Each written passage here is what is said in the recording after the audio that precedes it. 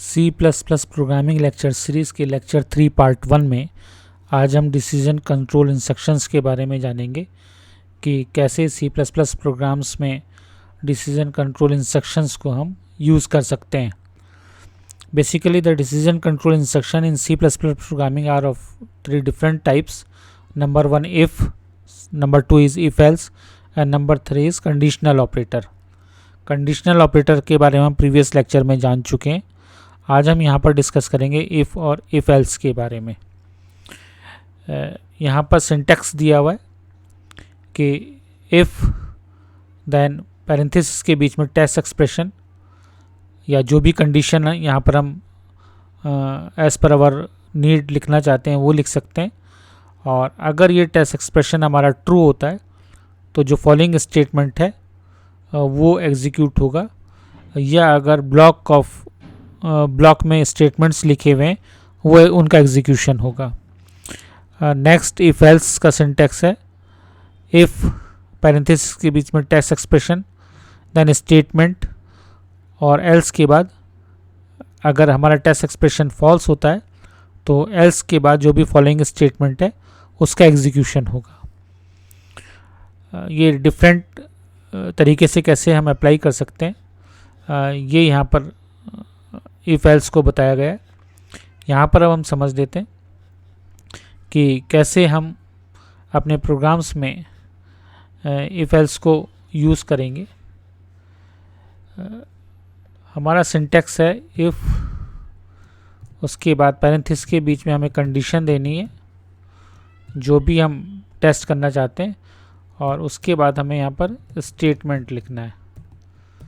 यहाँ पर हमें अपना स्टेटमेंट देना है.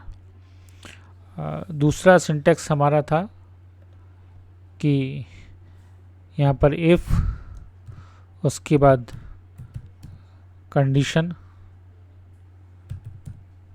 पैरेंथेसिस क्लोज, फिर यहाँ पर इफ़ का ब्लॉक शुरू कर सकते हैं. यहाँ पर हमारा स्टेटमेंट और स्टेटमेंट्स, उसके बाद एक एल्स कंडीशन एल्स, उसके बाद एल्स का ब्लॉक, और यहाँ पर हमारा स्टेटमेंट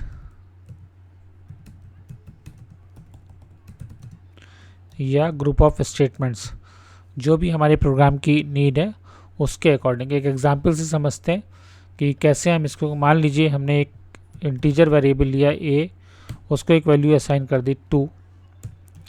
यहाँ पर अब हम चेक करना चाहते हैं कि ये जो वैल्यू है a के पास ये नेगेटिव है या पॉजिटिव है.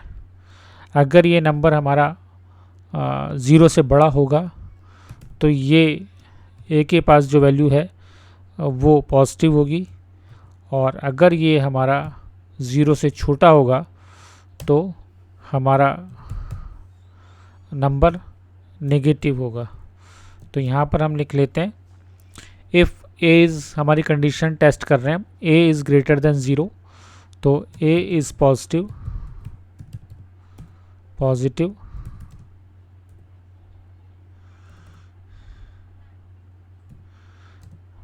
a is positive. और अगर ये हमारा फॉल्स हो जाता है तो यहाँ पर हम लिख देंगे कंडीशन. अगर हमारी फॉल्स हो जाती है तो हम लिखेंगे यहाँ पर a इज़ नेगेटिव. ये हमारा तरीका होगा इस इफ़ एल्स को यूज़ करने का. एक पहले जो हमने लिखा था वो फर्स्ट सिंटैक्स जो बताया था वो सिर्फ इफ़ था, उसमें एल्स नहीं था. अगर हम केवल इफ़ स्टेटमेंट अपना एग्जीक्यूट करना चाहते हैं, जो हमारा डिसीजन कंट्रोल स्टेटमेंट है if a is greater then 0, और यहाँ पर लिख लेते हैं सी आउट डबल कोट्स में a इज़ पॉजिटिव. ये दोनों तरीके से हम इसको यूज़ कर सकते हैं. अब इसी को हम अपने प्रोग्राम की मदद से प्रोग्राम में यूज़ करके देखते हैं कि हम इसको अपने प्रोग्राम में कैसे यूज़ कर सकते हैं। यहाँ पर हम सबसे पहले डिक्लेयर करेंगे एक वेरिएबल, जैसा कि हमने वहाँ पर लिखा था इंटीजर a असाइन 2 कर लिया हमने मान लीजिए। और यहाँ पर हमारा टेस्ट एक्सप्रेशन होगा इफ़, जो हमें कंडीशन चेक करनी है, a इज़ ग्रेटर देन 0। अगर ये कंडीशन, ये टेस्ट एक्सप्रेशन, इसे हम कहेंगे हमारी जो कंडीशन चेक करनी है वो, या इसे कहते हैं test expression.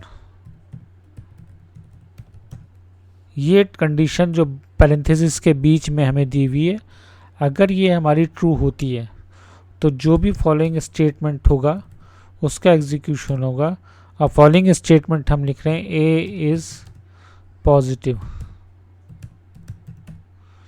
a is positive. अब इस प्रोग्राम को रन करके देखते हैं। प्रोग्राम को रन किया, यहाँ पर a is positive. By the way हमें चेक करना है कि हमारा a पॉजिटिव है या नेगेटिव है। इसी को आगे हम लिख सकते हैं यहाँ पर एल्स, यहाँ पर लिख सकते हैं सी आउट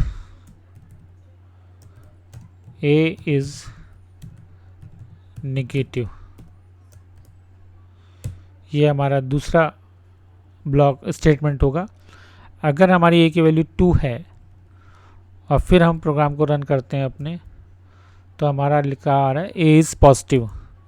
अगर बाय द वे हमारी यहाँ पर इसको -2 कर दें और फिर प्रोग्राम को रन करें, तो यहाँ पर हमारा रिजल्ट आ रहा है a is negative, a is negative.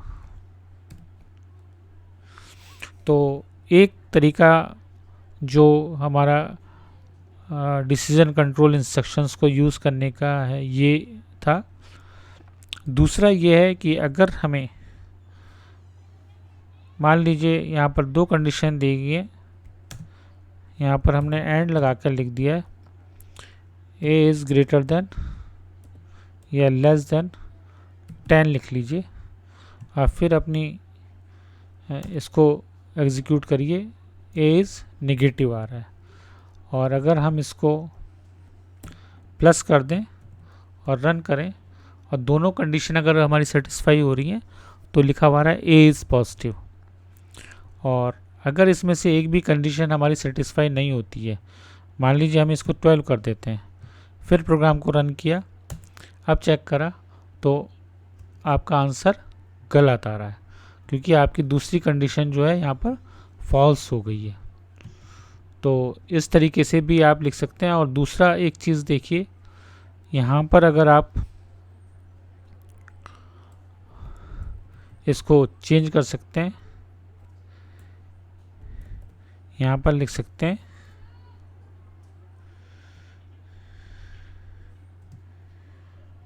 else a is positive and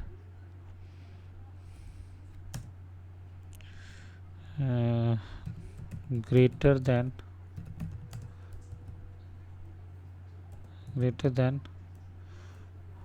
10, a is positive and greater than 10। अब इसको दोबारा से चेक कर लीजिए।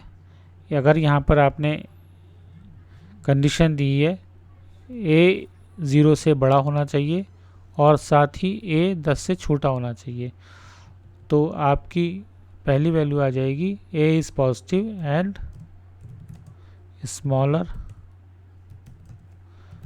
देन 10। अब रन करके देखिए, तो यहाँ पर a is positive and greater than 10। और अगर यहाँ पर इसको आप ये कर दीजिए, तो is positive and smaller than, sorry यहाँ कुछ चेंज करना पड़ेगा, a इज़ 12 इफ़ a 0। अगर हमारी कंडीशन ये फॉल्स होती है तो a is less than 10। Program को रन करते हैं और प्रोग्राम को रन किया तो a is positive and is greater than 10। और अगर हम इसको 2 कर देते हैं, फिर प्रोग्राम को रन करते हैं, तो a is positive and smaller than 10। अब बाय द वे आप इसको चेंज करना चाहते हैं और ये जो स्टेटमेंट आपने लिखा है इसको 2 स्टेटमेंट्स देना चाहते हैं, इस ढंग से लिखना चाहते हैं, स्मॉलर देन 10। और अब हम चाहते हैं कि अगर हमारी ये फर्स्ट कंडीशन ट्रू होती है कि if a is greater then 0 and साथ ही साथ a 10 से छोटा भी हो, तो हमारे ये दोनों स्टेटमेंट एग्जीक्यूट होने चाहिए, पहला वाला भी और दूसरा वाला भी। अगर हम अपने प्रोग्राम को रन करते हैं, देखिए क्या मैसेज आएगा, एक एरर मैसेज आ रहा है, लिखा हुआ है मिसप्लेस्ड एल्स। तो यहाँ पर एक सबसे ज़्यादा इम्पॉर्टेंट चीज़ ये है कि अगर किसी गिवन कंडीशन या टेस्ट एक्सप्रेशन के ट्रू या फॉल्स होने पर हम एक से ज़्यादा स्टेटमेंट का एग्जीक्यूशन करना चाहते हैं, जैसा हम यहाँ पर कर रहे हैं, तो उनको पैरेंथेसिस के बीच में देना कंपलसरी हो जाता है। वो इफ़ ब्लॉक के लिए हम करना चाहते हो तब उस केस में भी, या एल्स ब्लॉक में भी अगर हम करना चाहते हैं उस केस में भी। तो अब हम अपने प्रोग्राम को अगर रन करते हैं तो हमारा प्रोग्राम रन कर जाएगा। a is positive and smaller than 10, a is positive and smaller than 10। तो ये इफ़ डिसीजन कंट्रोल इंस्ट्रक्शंस के बारे में था कि हम कैसे इनको अपने C++ प्रोग्राम्स में यूज़ कर सकते हैं। तो आज हमने इसमें पहली चीज़ जानी कि इफ़, सिर्फ इफ़ अगर हम यूज़ करते हैं, if test expression then statement, if test expression will be true then the following statement will be executed और the following block of the if will be executed. दूसरे में if test expression is true then the following block of the if will be executed, otherwise else the following statement after else will be executed। यानी कि अगर हमारा if else हम use कर रहे हैं, तो अगर हमारा टेस्ट एक्सप्रेशन सही है या गिवन कंडीशन हमारी ट्रू रिटर्न करती है, तो जो भी फॉलोइंग ब्लॉक होगा उसका एग्जीक्यूशन होगा। अगर हमारा टेस्ट एक्सप्रेशन फॉल्स हो जाता है तो जो भी हमारा एल्स वाला ब्लॉक होगा उसका एग्जीक्यूशन होगा। तो ये इफ़ एल्स के बारे में था। अगर आपको ये वीडियो लेक्चर अच्छा लगा हो तो इसको अपने फ्रेंड्स के साथ ज़रूर शेयर करें। Thank you very much, thanks a lot.